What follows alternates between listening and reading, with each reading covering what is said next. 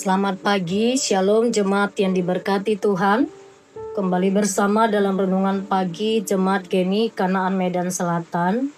Di hari Kamis 12 Februari 2026, siapkan hati, mari kita berdoa.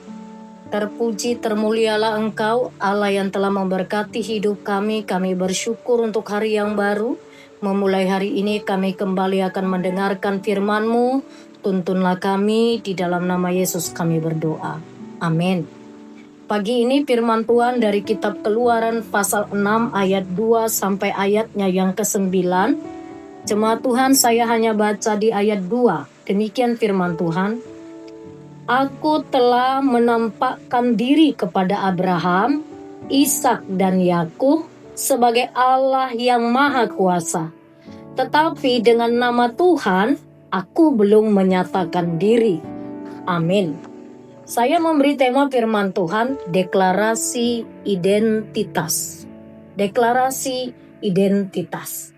Jemaat yang terkasih, Keluaran pasal 6 ayat 2 merupakan momen yang sangat krusial dalam sejarah iman, di mana Allah menyatakan dirinya secara lebih mendalam kepada Musa. Dikatakan tadi, selanjutnya berfirmanlah Allah kepada Musa, Akulah Tuhan. Apa yang dapat kita lihat dari teks ini? Sebenarnya ayat yang singkat ini namun padat ini membawa kita pada beberapa perenungan mendalam mengenai identitas, janji, dan relasi antara Sang Pencipta dengan manusia. Deklarasi identitas Akulah Tuhan, dalam teks aslinya kata Tuhan di sini menggunakan kata Yahweh. Sebelumnya Allah lebih dikenal sebagai El Shaddai, Allah yang Maha Kuasa. Nah, melalui penyataan ini, Allah tidak hanya memperkenalkan nama baru, tetapi juga dimensi karakter yang baru. Allah yang El Shaddai, Allah yang adalah Yahweh. Lalu jemaat Tuhan, ayat ini yang singkat namun padat ini membawa kita pada beberapa perenungan mendalam. Sebenarnya apa yang dimaksud dengan identitas Tuhan?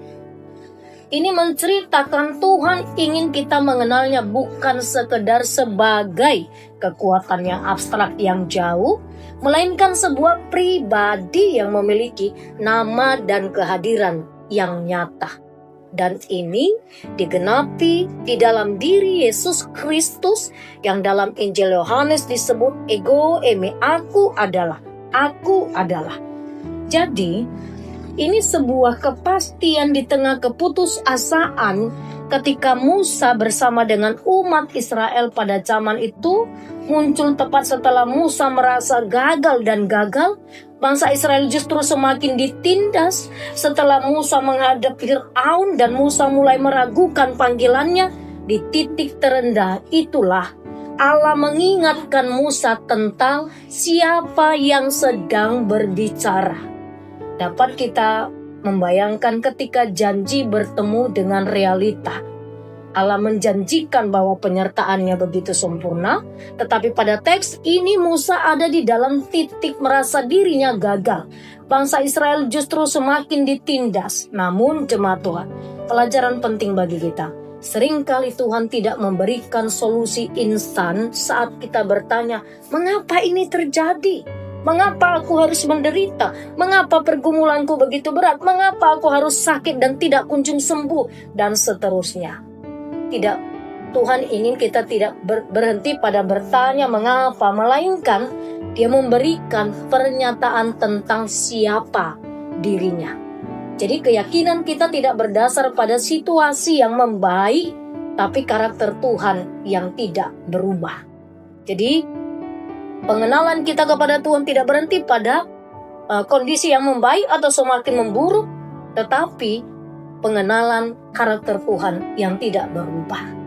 Jemaat yang diberkati Tuhan, mari lewat firman Tuhan ini, apakah kita sedang meragukan janji Tuhan karena melihat keadaan yang sepertinya berlawanan, seperti dikatakan Keluaran 6 ayat 2 ini?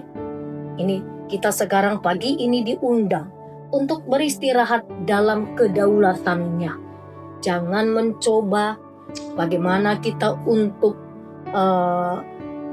Ketika dunia terasa kacau, lalu jangkar kita bukanlah strategi manusia, melainkan kepada pribadi yang berkata, "Akulah Tuhan." Dia tidak perlu membuktikan kekuatannya berkali-kali. Cukup dengan menyatakan identitasnya. Segala ketakutan seharusnya sirna. Akulah Tuhan yang tidak pernah berubah. Amin. Kita berdoa. Bapa Surgawi, terima kasih firman-Mu sudah kami dengarkan. Biarlah kami belajar dari kebenaran firman-Mu di masa sulit sekalipun. Kami mengenal siapa Allah. Akulah Tuhan yang menyatakan diri-Mu sebagai Allah penyelamat kami.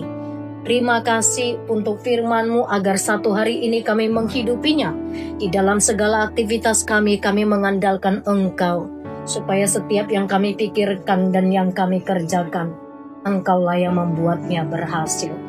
Kami menyerahkan seluruh anak-anak kami kepadamu, biar satu hari ini ada di dalam pemeliharaan Tuhan, memberkati setiap pendidikan mereka, masa depan mereka, sehingga anak-anak kami menjadi anak-anak yang berkemenangan di dalam Engkau. Pagi ini kami menaikkan syukur Tuhan, ada jemaat Tuhan yang berulang tahun, ada anak kami Beatrix Lovelita Silitonga, hari ini genap berusia 11 tahun. Ada saudara Febrianto Siregar, hari ini genap berusia 28 tahun. Berkatilah kehidupan mereka, bertambah umur, bertambah sehat, bertambah hikmat, bertambah kebahagiaan, bertambahlah hati yang takut akan Engkau. Kami menaikkan syukur atas ulang tahun pernikahan keluarga jemaat Tuhan.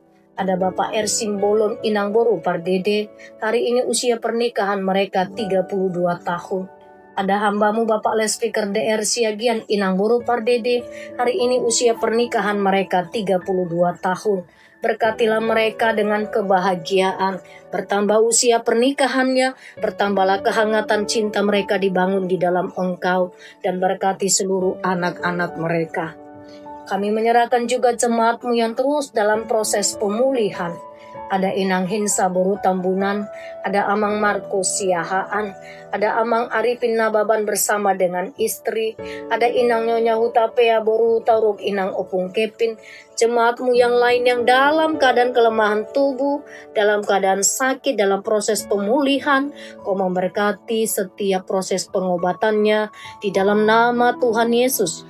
Engkaulah yang memberkati dan memberikan kesembuhan.